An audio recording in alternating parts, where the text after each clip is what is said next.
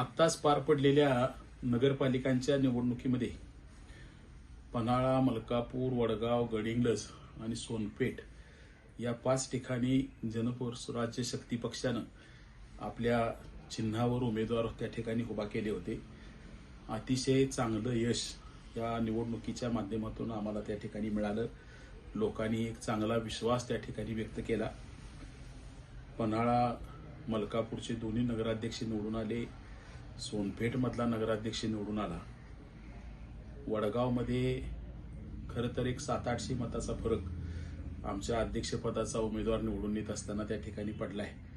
आणि गडिंग्लज मधला फरक मात्र थोडासा जास्त आहे. आणि या सगळ्याचा जर विचार केला तर स्थानिक पातळीवरच्या ह्या निवडणुका असतात. त्यात आपण काय करणार आहे, आपली धोरणं कशी राबवणार आहे, या दृष्टिकोनातून एक चांगला विश्वास खरं तर आपण त्या ठिकाणी लोकांच्या मिळवू शकलो. चांगलं मतदान पक्षाला त्या ठिकाणी आणू शकलो. याचं खरं तर मला ह्या निकालाचा एक आनंद आहे.